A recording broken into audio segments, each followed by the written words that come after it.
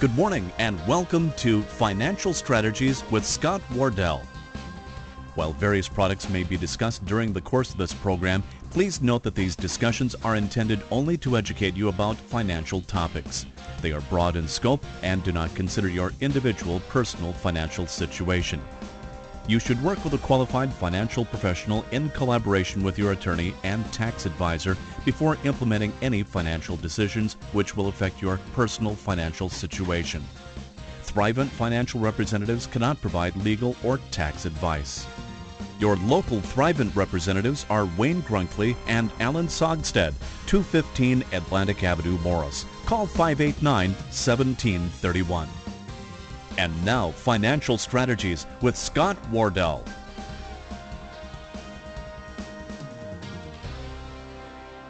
Welcome to this week's edition of Financial Strategies with Scott Wardell. Thanks for joining us today in studio, as always, Scott Wardell. Absolutely delighted to be here. And our guest today, Jerry J.J. Johnson. That is a whole lot of J's. Jerry J.J. Johnson. Absolutely. Do we have to refer to him as Jerry J.J. Johnson? Just J.J.? Does that work? He goes by J.J., and that's what we're going to call him today. And I am absolutely delighted to have you with us today, J.J. I mean, you are regarded among many clients, but also in our firm as one of the sages, a guy who carries around the wisdom of the years, still very active in the practice. And first of all, I'd like our listeners to get to know you just a little bit. So tell us a little bit about your background, if you would, where you grew up, and a little bit about the family. Then we're going to get into a really important topic, and that's about owning life insurance during your retirement. It's something that there's a lot of misconceptions around. People don't really understand why it is used during retirement, and we're going to try and clear some of that up for him today. But before we get to the real hard topic, Jerry J.J. Johnson, here he is. Tell us a little bit about yourself and where you grew up, Jerry. Farm boy from South Dakota, grew up in a small town by the name of Hayti, South Dakota, between Watertown and Brookings. Graduated from Augustana College in Sioux Falls in 1967. Taught school for 9 years in Sioux Falls and then in Robbinsdale, Minnesota, before layoffs got a hold of me when I was 32 years of age, and no one in town would hire me other than the old Lutheran Brotherhood. It started when I was 32, and I've had 33 birthdays since. Fantastic, fantastic. And a little bit about the family. A wife of 42 years by the name of Benita, who's a family and marriage therapist, which probably is the reason why we're still together. 3 children. It helps, huh? Our oldest child is a daughter, and she's a business partner of mine. And our 2 sons work in the Twin Cities, one for Medtronic and one for Willis Reinsurance. And some grandchildren. 5 with 1 on the way. Fantastic. Congratulations. Sounds like a great life to me. Well, and there's many reasons I could have you on the show, JJ, because you really have got experience in all the broad scope areas of financial planning. But today we are going to talk about life insurance. So, as you know, many people feel that when they're done working, that they don't need any life insurance anymore. And I've got some pretty personal experiences with that within my own family where, I tried to encourage people to, replace that insurance that they were getting through work with something else, and they didn't always do it. So tell our listeners a little bit about how life insurance can be used in retirement as part of a retirement strategy. I'd love to. The reason people buy life insurance when they're working is to cover debt, replace income that might be lost if someone died too soon, and to take care of special things that might be coming along in life, education of their children, gifts they might want to make to charity. Our industry and the news media in general has not done people a good service in letting them believe that once you retire, those things go away. Right. I don't think they do.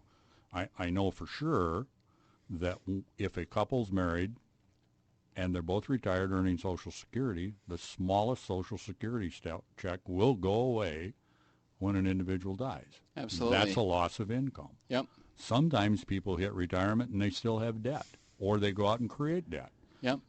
If you wanted it taken care of prior to retirement, why wouldn't you want it taken care of after retirement? Why do you think that trend is? Are they just because it's not as easy to obtain when they're not working? During lifetime, many people have the majority of their coverage through group term insurance, which goes away not available to them once they retire. Right. So it's part of their work benefit package Right. ordinarily. And they might have other life insurance that's term as well that they pick up. But I think, JJ is alluding to the fact that there's just this conception that people have that says that, well, I got my kids through college. I'm pretty close to paying off the mortgage. Guess I don't need any life insurance anymore.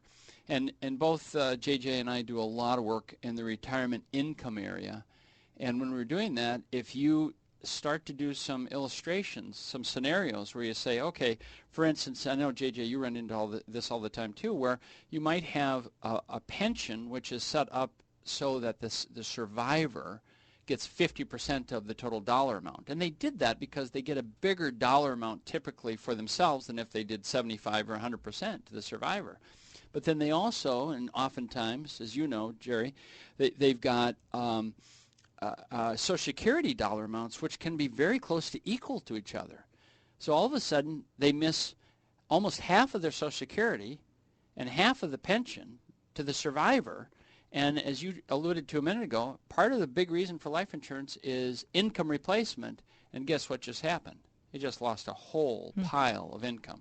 And Scott, that's compounded by the fact that the second year after they have become a widower or a widower, they go from filing jointly to filing singly on the federal tax. So oftentimes widowers end up with a lower income and they pay more tax as a single person than they were paying on a higher income as married people. Sure. Right. And that our industry and the news media in general do not help people understand that until it's too late. Right. Part of the job of working with someone who's in the retirement distribution area is to talk about, help people understand what their spending capabilities and limitations are as a couple, but also the ramifications of if one of you has to live very long alone, how's that going to impact, how's your financial life going to be impacted by that? Exactly. Okay, good. So we talk about protection being a really important part of what happens in retirement, but let's just go to another chapter in the same book, and that's wealth transfer. How does life insurance work as we pass it through the estate? And let's talk a little bit about that word wealth transfer. What does that mean? Well, transfer simply stated would be the process of taking assets in one generation and passing them to a second generation, usually children or grandchildren, and most often by beneficiary. Right.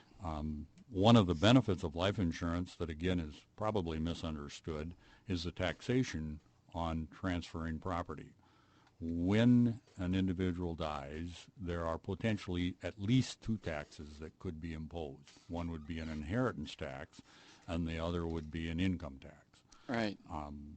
IRAs are always taxable as income to whoever receives them in the year that they receive them. So a big number in an IRA can become quite small after you've watered out the taxes. Absolutely. A stock portfolio of non-qualified mutual funds.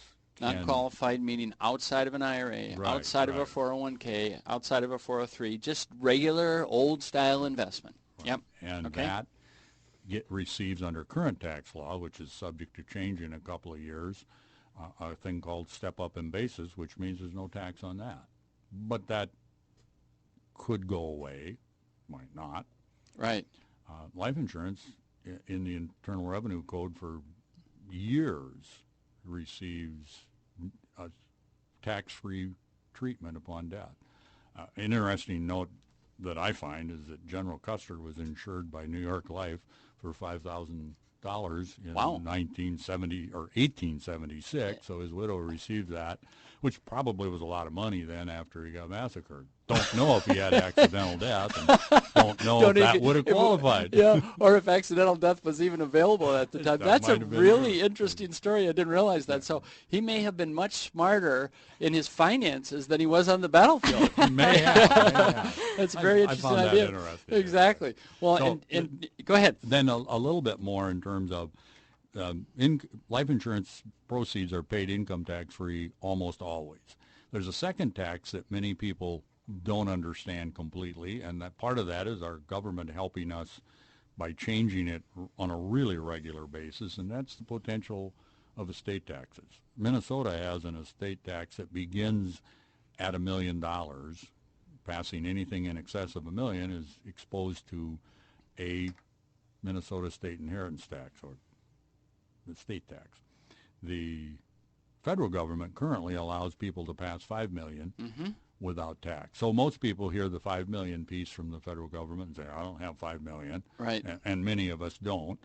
But those who do know that, okay, there's an awful lot of protection in the $5 million, and maybe I should pay a little tax. Tax laws scheduled to change at the end of 2012, beginning in 2013, to whatever Congress might impose at that time. Right. We don't know where it's going. We suspect it won't go up, and probably believe it'll probably go down, but it all depends upon the political climate a couple of years from now. But there are, by the way, and now you're probably getting to this, a lot of families that will be subject to Minnesota death or estate taxes, because that $1 million, especially if they don't have things set up correctly, meaning that, you know, they might have a total estate of $1.2 million, but if all the money goes from one spouse to the other, all of a sudden that survivor's got over $1 million. So right. How I try to explain that to the people I work with is that upon your death, you can pass everything you own to your spouse with no tax. Right. Everything but the $1 million credit. So Yep. I have $1 million credit in Minnesota, so does Benita, my spouse. But if she gives everything to me or I give everything to her, my estate now probably is over $1 million when you include the house, the cabin, the life insurance, the IRA, those kinds of things all add up. Absolutely. And if I haven't done the proper planning, I create a tax on the second death because I can't give Benita my Minnesota Credit. $1 million exemption. Exactly.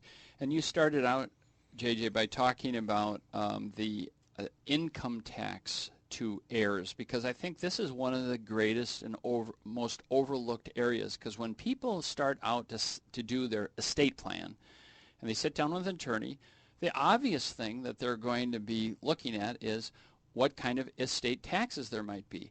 But for many people, the income taxes that the heirs have to pay is going to be greater, especially if there are no death or estate taxes. The income taxes are going to be the greater share. So what's worked for so many people with IRAs and 401ks and 403bs, all those things for which they got before tax dollars to go into or a tax deduction to use, is that many times they took these deductions when they were in their higher earning years, and then they want to withdraw them while they're retired in lower earning years.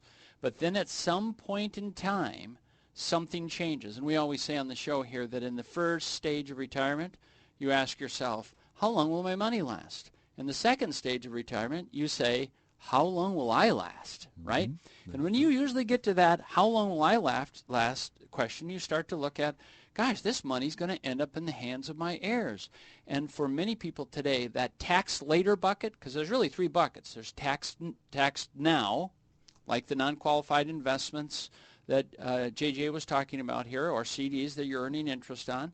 There's tax later, that's like your 401k, your 403b, your pension plans. And there's the tax never bucket. And we've been talking quite a bit about the tax never bucket. And one of the key things in that tax never bucket is life insurance. So as you are starting to choose what shall pass to my heirs, just a common little riddle, a question that we often use is, if you've got life insurance and you've got IRAs, which one most efficiently would pass to your favorite charity?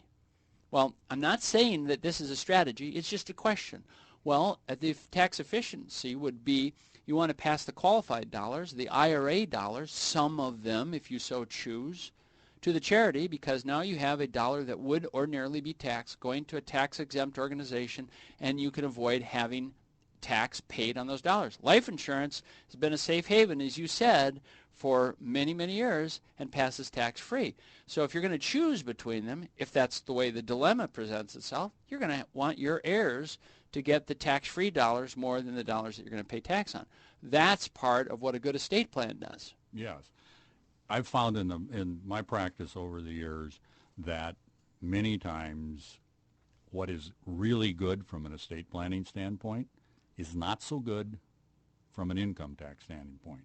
It'll save estate taxes, but it actually might create more income tax. And conversely, if you're doing something that might well serve the income tax ramifications going forward, that may not be the best thing to do from an estate tax standpoint. And, of course, we have three sets of professionals in my mind, or perhaps more than that. There's the financial planner, the estate planning attorney, and the income tax attorney. All of those people should be working together to help an individual or a couple decide how their estate should be distributed. And one of the things that I think we add as in our industry is the ability to look at both the income tax and the estate tax.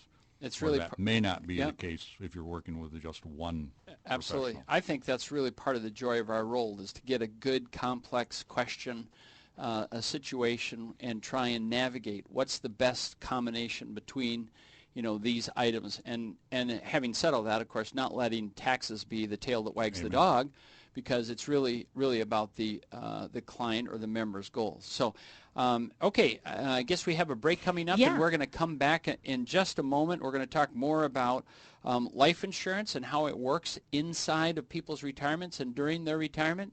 It's the special topic for today. I've got Jerry J.J. Johnson with me here today, and I'm just absolutely delighted to have you here, Jerry. So thanks for coming down, and we'll be back in just a moment. Financial Strategies with Scott Wardell. How would your financial life improve if you changed just one thing? Avoid ATM fees, make your gifts rather than buy them, protect yourself from identity theft, save more for your family's future. The list goes on. If you heard something today on financial strategies that motivates you to change one thing in your life, Thrivent Financial for Lutherans has free tips and resources you can use to do one thing differently. Find more at thrivent.com/one thing. Think about your finances, your lifestyle, your wants versus your needs. What one thing can you change today and see the impact tomorrow?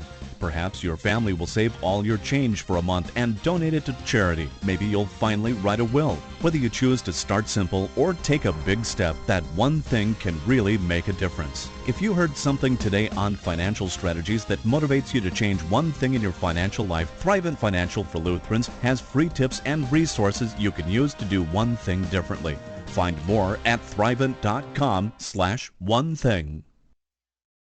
Welcome back to Financial Strategies with Scott Wardell and our guest in studio today, JJ. We're talking a little bit about owning life insurance during retirement. We spoke at the beginning of the program about kind of the trend that people tend to think once they're done, maybe done working and they hit retirement, or maybe once they hit a certain point in life and they just don't feel they may need that life insurance money, that they tend to stop investing in something like life insurance. And so we're trying to kind of debunk that myth a little bit today. JJ's providing a lot of wise insight. And so I know you had a couple more points you wanted to make before I asked my next question. Scott was talking about using the idea of perhaps a charitable gift with your IRA and life insurance to replace that gift or to enhance the amount of money that the children and grandchildren will receive. One of the questions that I like to ask people in that area is, when you're dead and gone, where's your money going to go? Mm-hmm. And there's usually, all of the responses usually fit into one of three categories. Actually into one of two, and then I bring up the third one. First category, well, it's going to go to people. The second category would be places. And then and don't forget about our government, and I refer to that as politics. Right. So the planning that one does, or the lack of planning that one does, dictates how much money will go to kids, how much money will go to charity, and the less planning you do, the more will go to our politicians.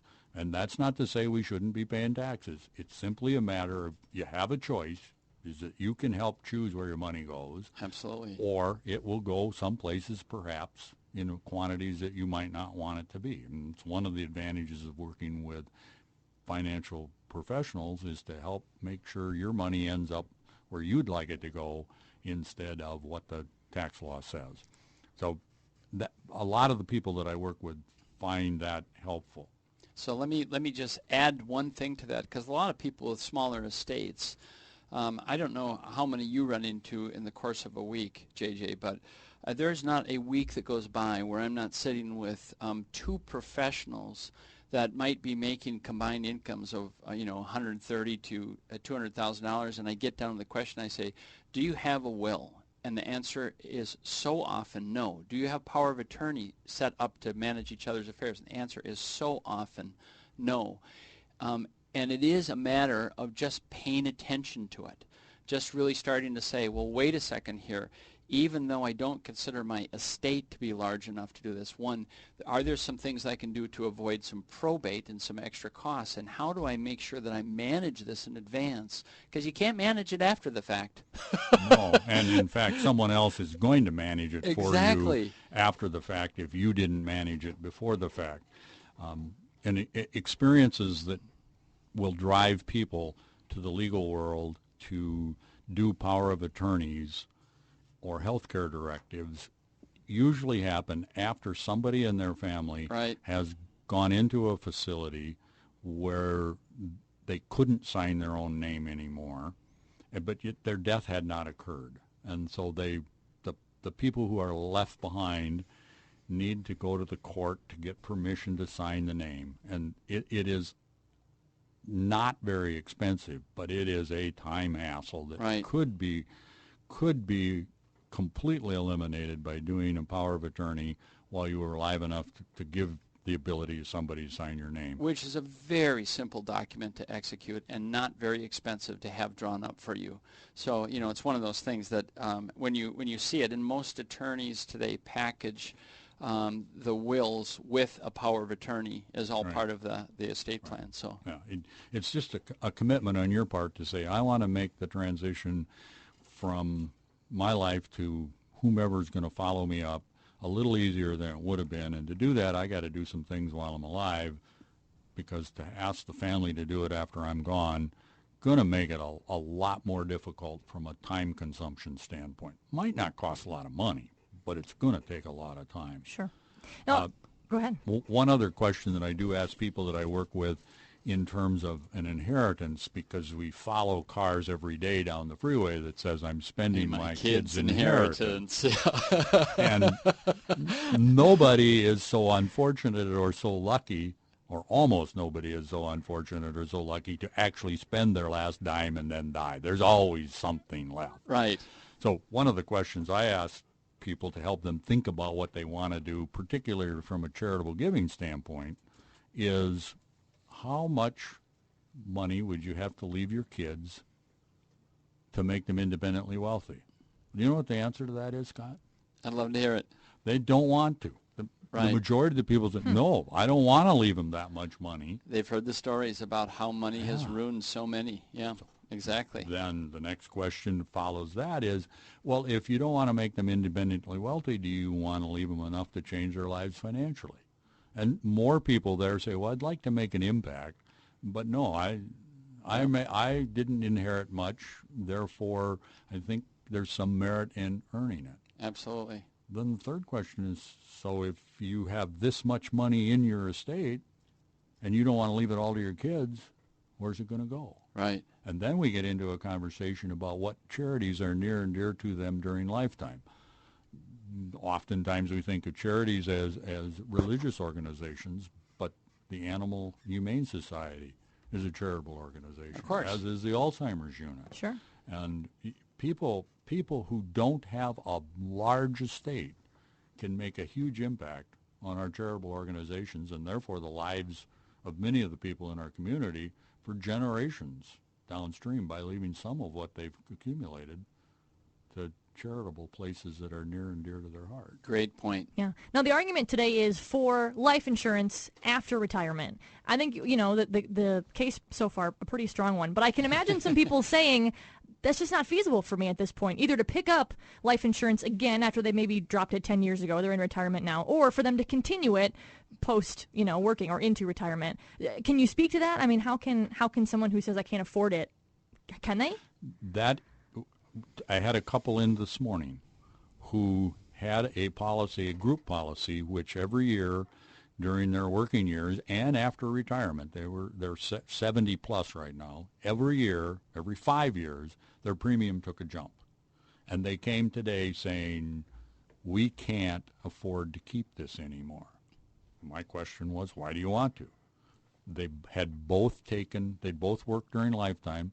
They had both taken single pensions so that when The husband died, the pension was gone, and the smallest Social Security went away. So we can't afford to live in retirement. I cannot afford as a widow to live on what it's going to be left, so I got to keep the insurance, but I can't afford to keep it.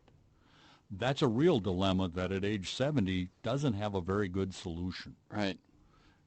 The solution is, and as when I was 35, I don't know what I thought, but as a 65-year-old, I know what I think.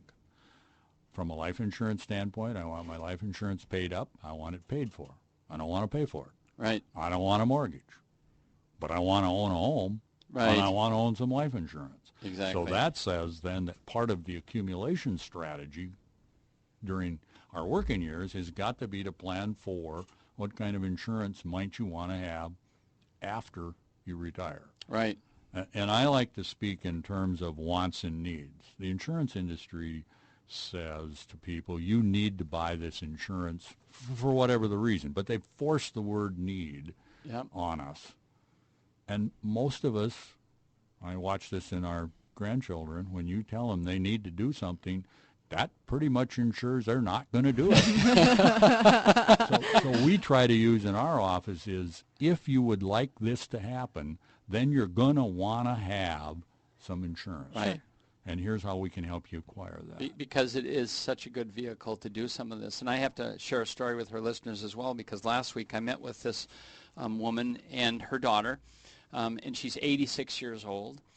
And we looked at the overall, we were actually doing retirement income planning for her, and I said, you know what, our goal here today is twofold. One is to match up your income with your expenses to make sure that you've got cash flow, because cash flow is king during retirement, that you've got adequate cash flow to meet all your expenses and then quite a bit more. And I loved her comment, because she's 86 years old, and she said, you know, it's time for me to get serious about this. and I thought, and I asked her, I said, can I use that on air? That is a little too precious. You're 86 years old. It's time to get serious about this. The other piece that we're looking at is because when you take an estate, in this case, we've got about $550,000 of financial assets and a home and some other assets, you know, that we'll pass on. And our analysis said that, you know, at age 86, if she lives to be 95, 96, there's a majority of her financial assets that will be left over. So she could put it into, and I won't go into the details of this, but a special kind of life insurance that will pass tax-free to her children. And she said to me, I can't afford it. And I said, what do you mean I can't afford it? She said, I need all of my money to pay me all of my dividends and all of my interest. And I thought about that, because so many people are kind of locked into that thinking.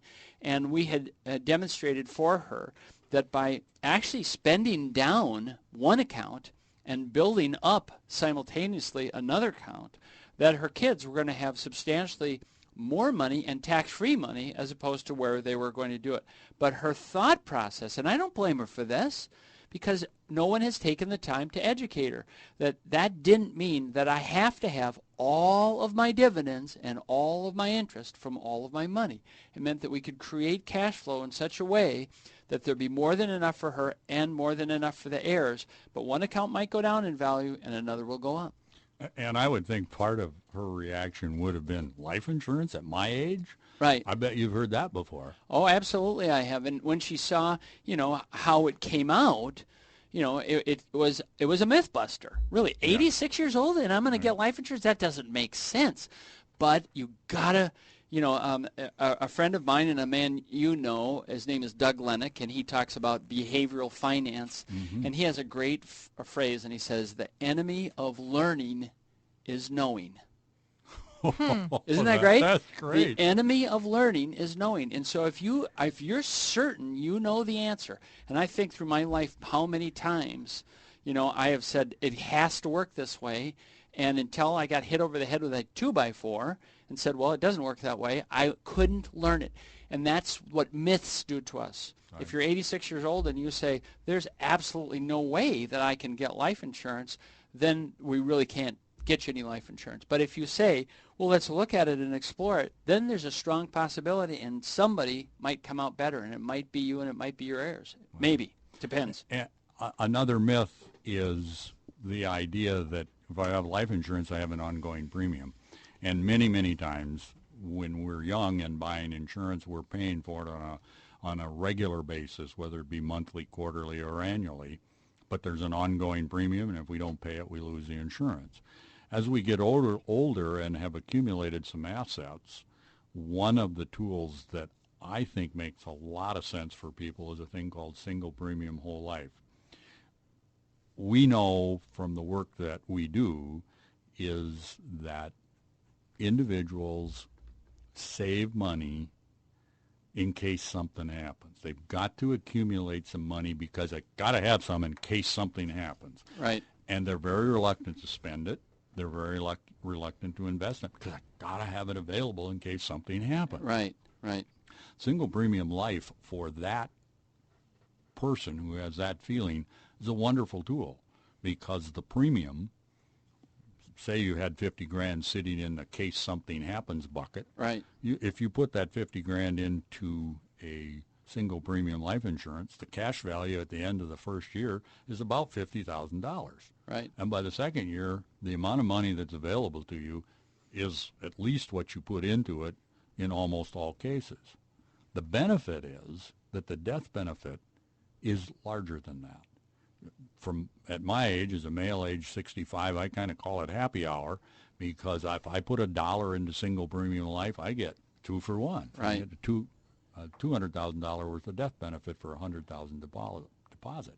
So when people realize they would like to own some life insurance in retirement, right, and they're faced with how do I pay for it, we look to the you have a case something happens bucket.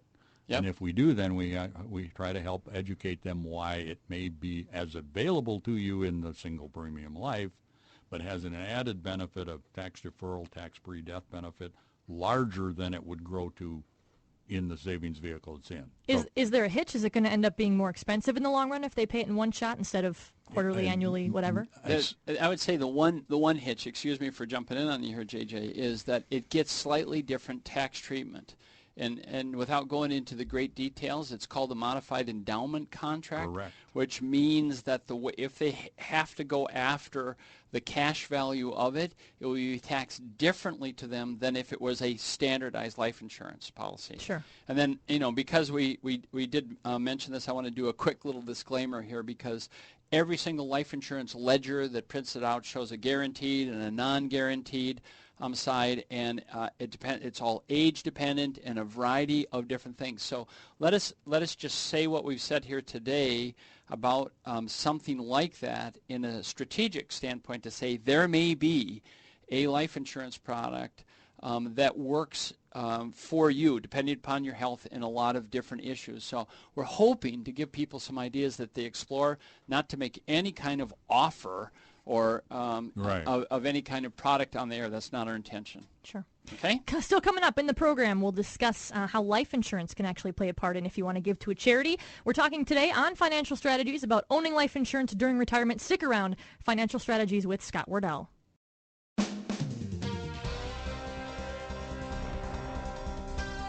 Nearly 3 million members look to Thrivent Financial for Lutherans to help them achieve their financial goal. Nearly 3 million people know that Thrivent Financial is committed to excellence in financial services and caring for others. Get to know Thrivent Financial and the quality of products and services they can offer you. In West Central Minnesota, your representatives to help you with your financial needs are Wayne Grunkley and Alan Sogstead, 215 Atlantic Avenue, Morris. Call 589-1731. Registered representatives for securities offered through Thrivent Investment Management Incorporated, member FINRA and SIPC.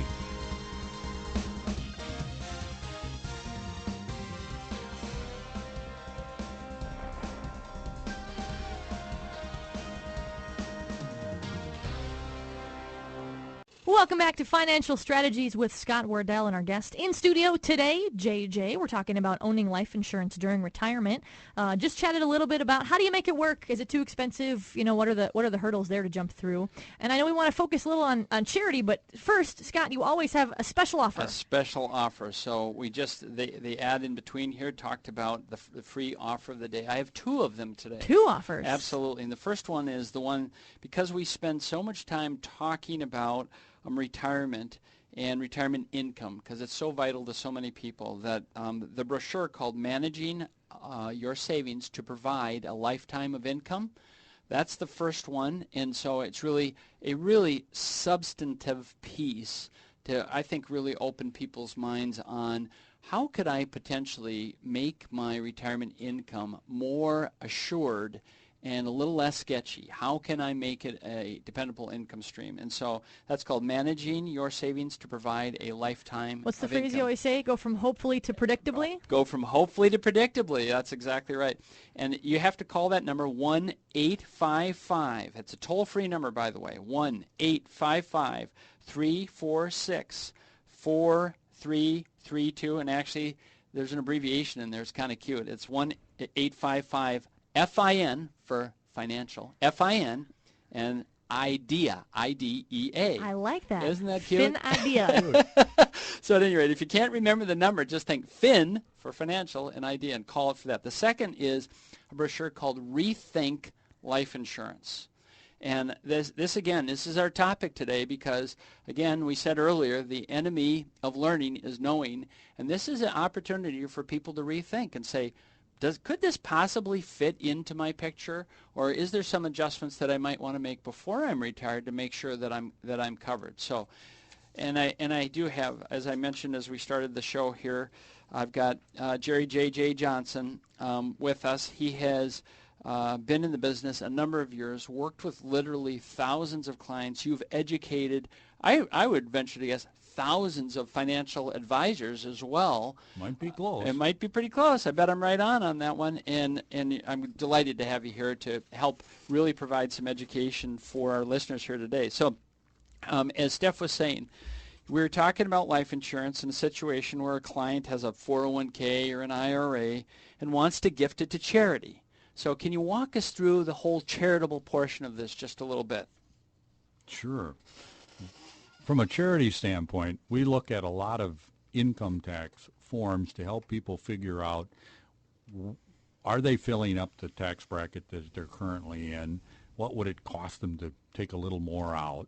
And as such, I end up seeing their Schedule A, which shows what kind of charitable deductions they've made. Yes. Some people are very charitable during life. So a question that I would deem cute and not obtrusive would be, is your charity going to miss you when you're gone? And I don't use that to everybody because not everybody gives a lot of money away, but it's a great point. Many people do. See, he's educating me here right today in the studio. I'm so happy. And then the question is, do you want to make one final gift? Yeah.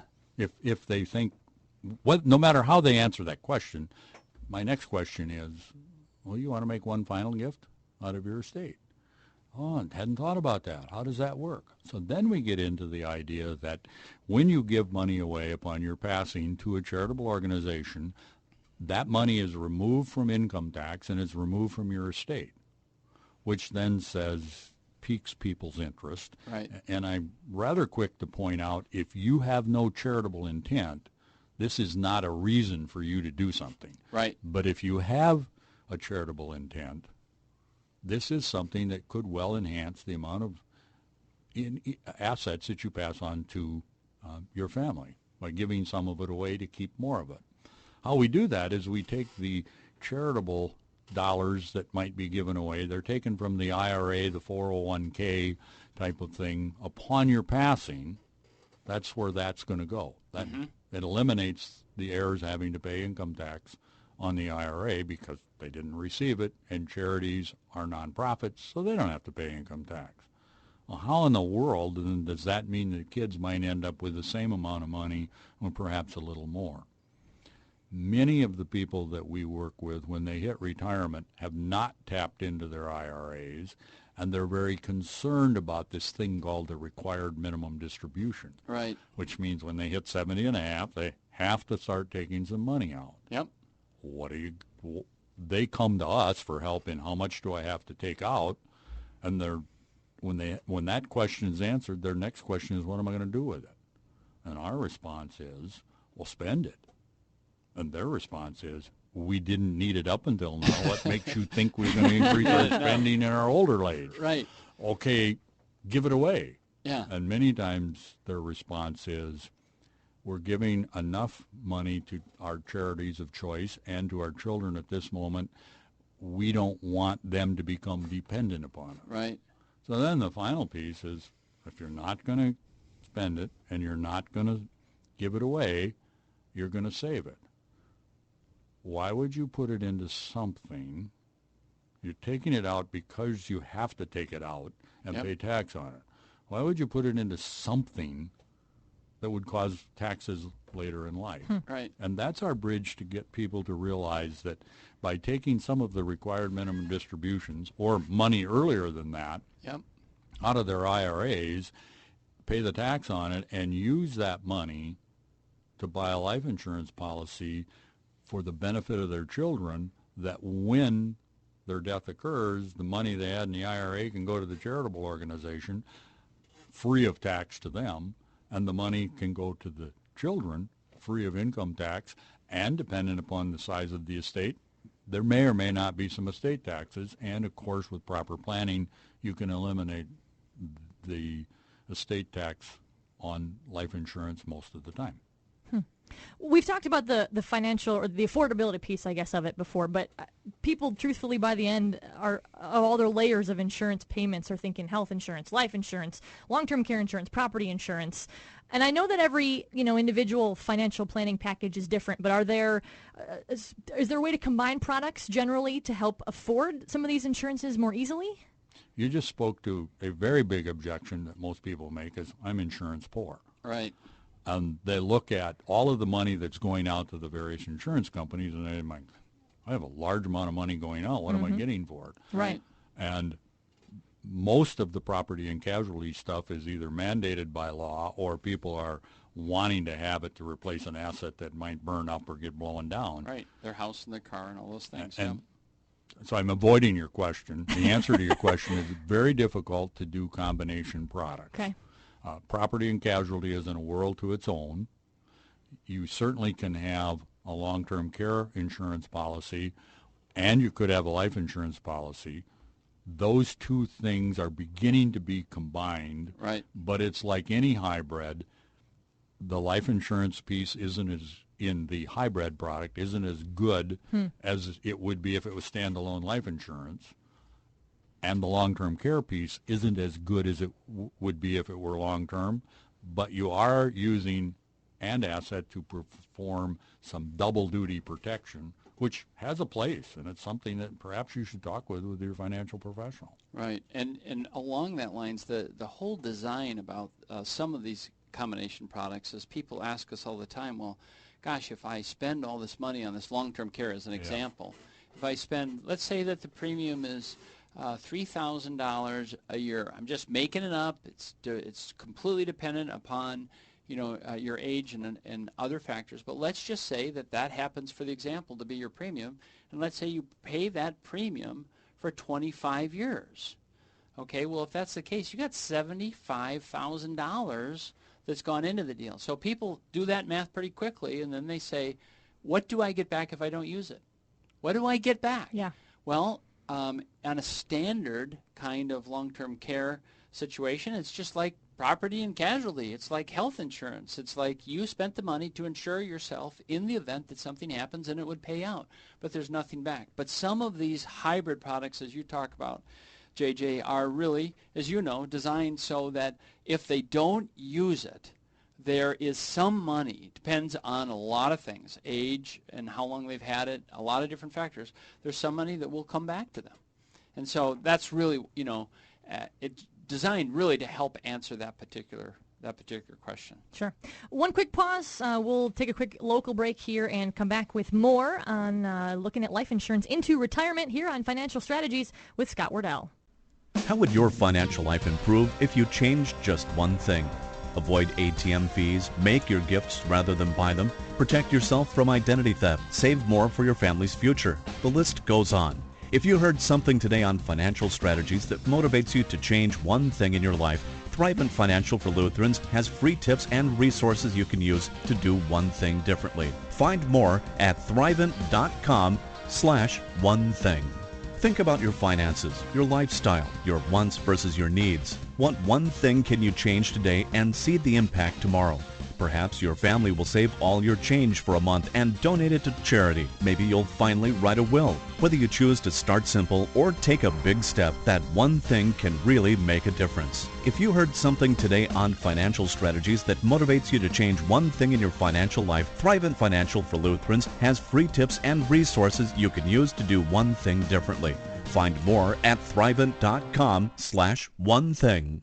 This is Financial Strategies with Scott Wardell. Welcome back. Our guest today in studio is JJ. We're talking about life insurance into retirement. Do you need it? How do you get it? How do you afford it? All those sorts of things. And we spoke earlier in the program about using life insurance as a way to get some tax-free dollars, maybe passed on to your heirs. But JJ or Scott, what happens if all of a sudden the person who has the life insurance needs it for themselves? Yeah, that's a really good question, and the answer is it depends.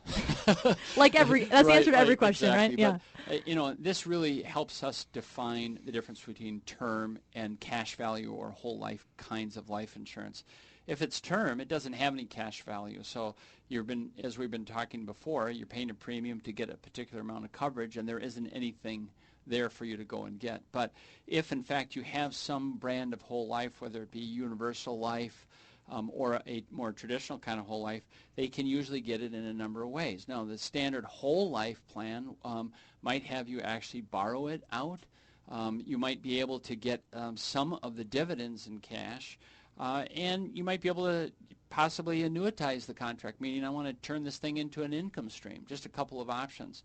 Universal life usually is a little bit more flexible in that you can usually take a net withdrawal without really crashing the policy, but again, depends upon how much cash is in there, how healthy the policy is overall, and some of the stipulations from company to company. So the point is, that's a really great question. So when you are really looking at a life insurance strategy, part of a broader financial strategy, make certain that you know the answer to that question, because the fact is you might need it. I was just going to ask if that's a recommendation that you have. Is it a frequent occurrence that someone suddenly needs their own life insurance, and should someone plan for that ahead of time? Well, one quick thing on this is that when people look at what do I have in cash reserves, it's a really important question for these times, because people get laid off or things get disrupted in their situation, or they could be retired and maybe their interest earnings on a 4% CD just got renewed at 1%, and their income went from $30,000 down to $10,000 or less based on the interest income from that. They have got to have a place to go for a cash reserve. So they do ask that question a lot, and life insurance is often one of the first places that they go, cash value life insurance, because it has a degree of liquidity that maybe some other investments don't have. Jerry, your opinion?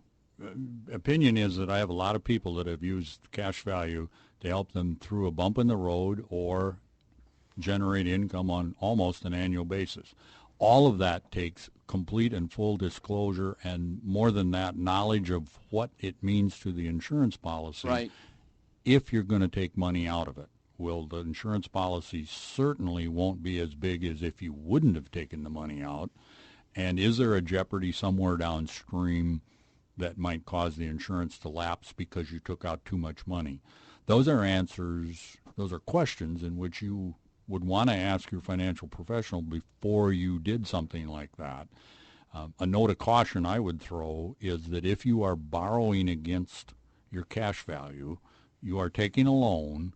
And when you take a loan, it always implies some interest someplace is going to be charged. Right. And if you choose not to pay the interest out of your checkbook, the interest is still going to be charged against the cash value of the contract. So you would want to do that knowing the ramifications of, if I do this, what does happen?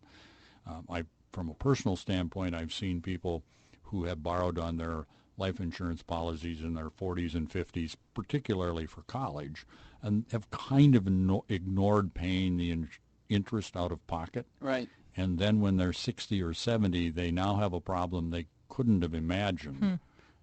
So my caution would be, when you're taking money from an insurance policy, by all means do it when you need it, but explore the options of how you can take it out and what it's going to mean to you as a 60 or a 70 or an 80-year-old person. Right. And maybe one just point of the discipline involved with financial plans, and that is those things often happen because there's not an occurrence where you are forced to pay attention to them.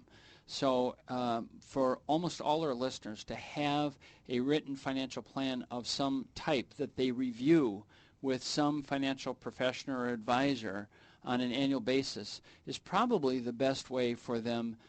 Hopefully the person's qualified and can bring this up on an annual basis, because it's pretty hard for you to not pay attention to that when they are saying, well, now it's time to review the life insurance. Now you've not been paying the interest on this, and this is what's happening. One more great reason when an advisor from any company that you're working with says, I'm calling to set up that annual review, that you don't just blow it off, because there might be something important that you learn from that meeting. Amen. I equate that to what the people in the medical profession must feel sometimes when you go in for a medical because you turned 50, nothing was wrong. Okay, so I don't need to come back next year. They encourage us to come back on an annual basis. And then when do we finally go back to the medical world? When there's an issue. When there's some pain and when something's wrong. Right. Same thing happens in the insurance industry, not from a medical standpoint or a health standpoint, but you had this review, you found out you were okay, and then all of a sudden you get a letter from the company saying you owe this much money in interest, and now you push the panic button. It would have been far finer to, on an annual basis, take advantage of the free 1-hour meeting with your insurance representative, your financial representative, just to go over your general financial health. Absolutely. Well, JJ, let's just spend a real quick minute here on the larger estates, because I'm sure there's some folks that are thinking, well, gosh, if my estate is, already combined estate already close to $1 million, and I get $250,000 worth of life insurance added to that doggone life insurance just pushed me over the Minnesota threshold. So how is it that they can structure things so that it doesn't end up creating more estate tax because of its inclusion inside of your state? Two easy answers to that. One is don't own it. Have it owned by the beneficiaries, or perhaps even better yet, have it owned by an irrevocable life insurance trust. Or make sure you're giving away an amount of money by which you are over the threshold to a charitable organization to bring you back under the threshold. All of that is not difficult, right, but it's complicated, yep, which means you do need to invoke the services of a financial professional, and if we're dealing with irrevocable trust, an attorney. You have to have an attorney involved. Absolutely. Yeah. Are there risks, I'm assuming, what are they, to using life insurance as part of your retirement strategy? A couple of quick things I'd throw on that. First of all, don't let it be your only funding vehicle, because JJ started talking earlier about maybe some of the disservices that the industry has done us. If you go back years, especially in the 60s, 70s, and early 80s, people they talked about life insurance as, oh, it's not just a dessert topping, it's a floor shine. I mean, you could do everything for everyone. I just stole that from Saturday Night Live, by the way.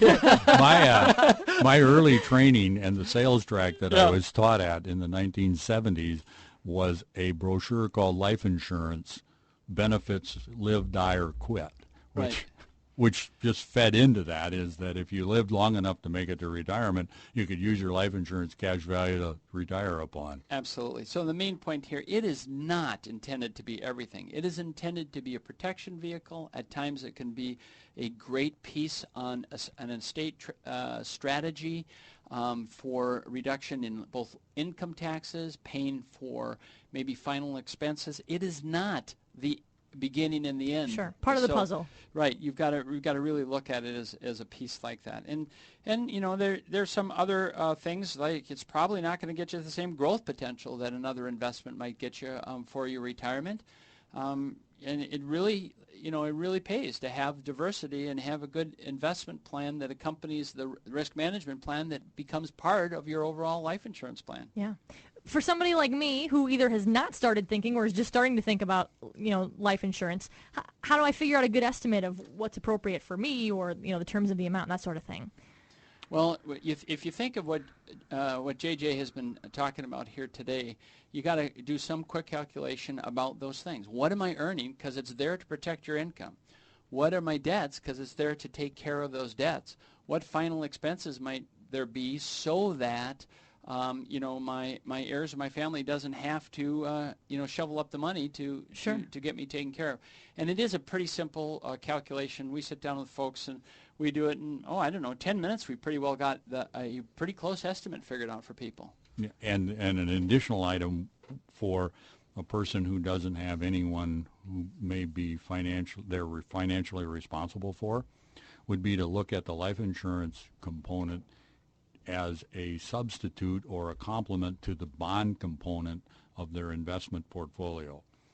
The equities and stocks have the potential to grow a lot more. They carry some volatility risk to them. The bonds are supposed to be more stable. Life insurance cash value is a really fine complement to that bond piece. Right. Wonderful. Well, JJ, we're getting to the end of our program. I just want to say thanks again for sharing your wisdom, your years of experience, and these strategies with our listeners. I really appreciate you being here. And for our listeners, please call this number, and I'd pick up the phone right now and do it, as 1-855-346-4332. That's 855, that's a toll-free number, 346-4332, and ask for today's free offer, which is Rethink Life Insurance, as well as managing your retirement savings to provide a lifetime of income. JJ, thanks for being here. You're welcome. And remember that 1-800 number that was just read is 1-800-FIN-IDEA. Yeah. 855. FIN-IDEA. 855-FIN-IDEA. That's really clever. Yeah. Okay. Financial Strategies with Scott Wardell. Thanks to Scott and JJ, and thanks to you for spending some time with us. We'll see you next week. We hope you've enjoyed the past hour of Financial Strategies with Scott Wardell. While various products may be discussed during the course of this program, please note that these discussions are intended only to educate you about financial topics. They are broad in scope and do not consider your individual personal financial situation. You should work with a qualified financial professional in collaboration with your attorney and tax advisor before implementing any financial decisions which will affect your personal financial situation. Thrivent financial representatives cannot provide legal or tax advice. Your local Thrivent representatives are Wayne Grunkley and Alan Sogstead, 215 Atlantic Avenue, Morris. Call 589-1731. Join us again next week for Financial Strategies with Scott Wardell on KMRS Morris.